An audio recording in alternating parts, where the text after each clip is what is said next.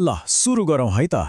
आज हामी एउटा यस्तो गजबको फिलोसफीबारे कुरा गर्दैछौँ जुन एकदमै कठिन सङ्घर्ष र एक किसिमको जुनून पागलपन नै भनौँ बाट जन्मिएको हो। यो सफलता पाउनको लागि निरन्तर खोटिनुको कथा हो। आउनुहोस् यो प्रेरणाले भरिएको यात्रामा सँगै लागौँ। यो कुराले नै सुरु गरौँ न। जब कसैले आफ्नो सपनाबारे सुनाउँछ अनि अरूले उल्टै हाँसोमा उडाउँछन्, हो त्यही बेला हो थाहा हुने कि सपना साँच्चै ठुलो रहेछ। आजको हाम्रो चर्चाको केन्द्रमा यही सोचाइ छ। ल हाम्रो यात्राको पहिलो खण्डमा जाउँ, एउटा पागल सपना। यो खण्डले एउटा यस्तो सपना हुनु कति जरुरी छ भन्ने देखाउँछ जुन सुरुमा सुन्दा लगभग असम्भव जस्तै लाग्छ। यो फिलोसोफीको एकदमै मुख्य आइडिया हो पागलपन। यो कुनै भावना मात्र होइन है, यो त एउटा यस्तो जुनून हो, यस्तो नसा हो जसले मान्छेलाई आफ्नो लक्ष्यतिर दौडाउँछ, अरूले पागल भन्दा पनि मतलब नलाग्ने गरी। असाधारण सफलताको लागि यो नभई नहुने तत्त्व हो। अनि यो पागलपन सुरु भएको कथा पनि गजब के छ। सोच्नुस् त 2015 सालको कुरा हो। चार्ट पेपरमा फिजिक्सको मीम बनाउने अनि PW भनेर एउटा क्यारेक्टर नै बनाइदिने, अझ त्यो क्यारेक्टरलाई ट्याब्लेट बोकेर बिल्डिङबाट हाम फालेको देखाउने।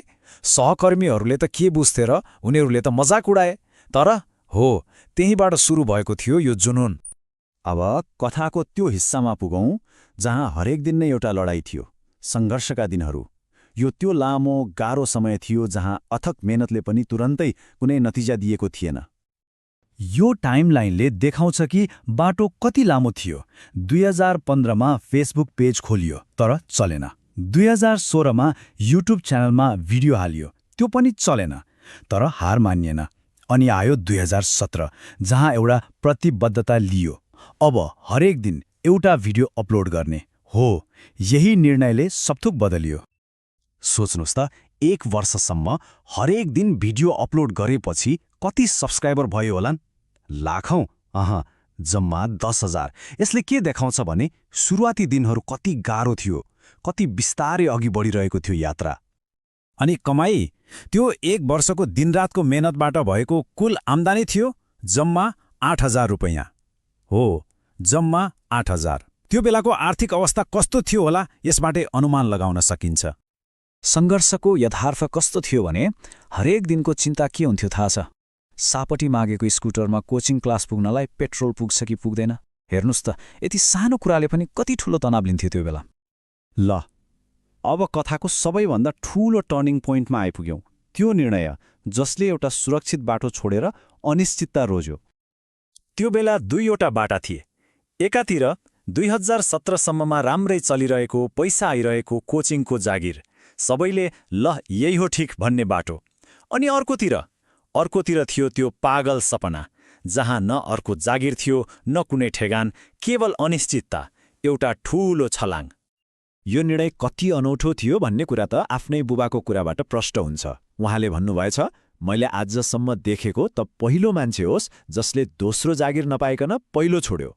परिवारलाई त यो पागलपनै लागेको थियो। त्यसो भए यत्रो सङ्घर्ष र यस्तो ठूलो निर्णयबाट के पाठ सिक्यो त? आउनुहोस् अब त्यही सफलताको दर्शनबारे कुरा गरौँ। सफलताको सूत्र के हो त? प्रतिभा मात्रै भएर पुग्दैन। असली फरक पार्ने कुरा त हो कडा परिश्रम, जसलाई रगड्नु भनिन्छ, मतलब आफैलाई घोट्नु। परिश्रम बिनाको ट्यालेन्ट कामै लाग्दैन।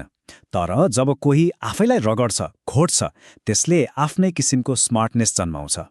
यो नै हो मास्टर बन्ने एकमात्र बाटो।